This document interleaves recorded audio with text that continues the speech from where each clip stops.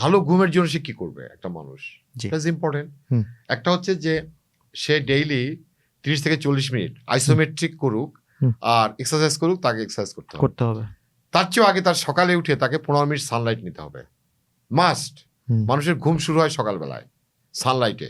হুম। সানলাইটের প্রভাবে নেচার জেগে ওঠে, তুমি খেয়াল করো। হুম। এভরিথিং শোনা, তার বায়োলজিক্যাল রিদম শুরু হয়, ওই স্লিপের রিদমই কিন্তু শুরু হচ্ছে সকালবেলা। হুম। সকালে 15 মিনিট সানলাইট নিতে হবে। এখন এটা যে মাঠে যায় নিতে হবে, নট দ্যাট। যদি না নিতে পারে তাহলে ঘরের মধ্যে বারান্দা এসে নিতে পারে, জানালা খুলে দিয়ে নিতে পারে, জানলা খুলে দিয়ে নিলে হবে। হুম। তাও যদি না পারে তা ব্রাইট লাইটের মধ্যে হাঁটবে, তাও হবে। কিন্তু লাইট নিতে হবে, হাইলাইট। ওকে, দেন তার ডায়েট, অরিজিনাল ডায়েট নিতে হবে। যদি না পারে তাহলে রাতে অন্তত 3 ঘন্টা আগে রাতের মিলটা সেরে ফেলতে হবে। রাতে হেভি মিল খাওয়া যাবে না। সকালে খাইতে হবে নাস্তা রাজার মতো, দুপুরে প্রজার মতো, রাতে বেগারের মতো, ফকিরের মতো। Okay, right. Then spicy food এবং junk food, sugar coated food, caffeinated food, এগুলো টোটালি অ্যাভয়েডেড, যত as much as possible avoid করতে হবে। তাকে বাম কাতে উঁচু বালিশে শুইতে হবে, কারণ বাম কাতে শুলে স্টমাক থাকে বাম দিকে, স্টমাকের প্রেশারটা পড়ে না নিঃশ্বাসের উপরে, এসিডও উঠে আসবে না। এটা অ্যাসিডিটি কমাবে, প্লাস তার শ্বাসটাও ভালো যাবে। কারণ ঘুমাইতে গেলে তার ভালো নিঃশ্বাস প্রশ্বাস যাইতে হবে। বদ্ধ জায়গায় এই জন্য ঘুমাইতে চায় না, যেখানে নিঃশ্বাস প্রশ্বাস ভালো যায় না, অক্সিজেন কম থাকে।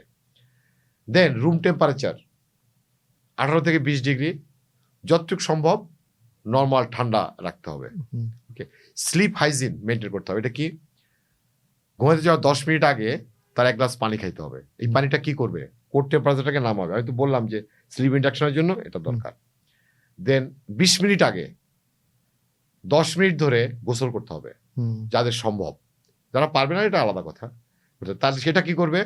এটাও বডিকে ফ্রেশ করবে এবং কোর টেম্পারেচারটাকে কমিয়ে দেবে।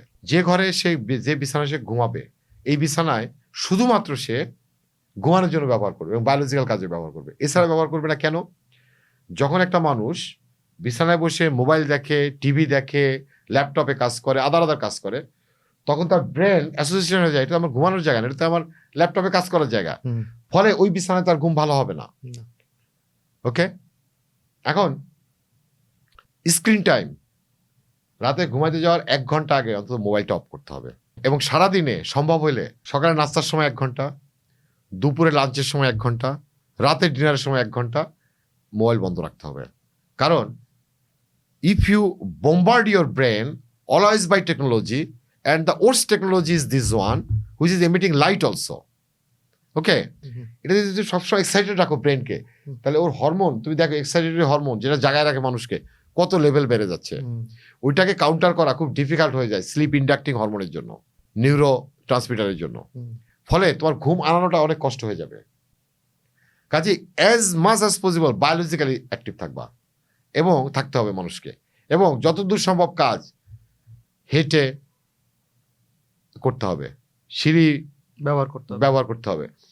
এবং সকাল দুপুর যখনই সে সময় পাবে, অর্থাৎ ওয়াশরুমে গেছে 5 মিনিট করলো, গোসল করতে গেছে 5 মিনিট করলো, এক্সারসাইজ, আইসোমেট্রিক এক্সারসাইজ।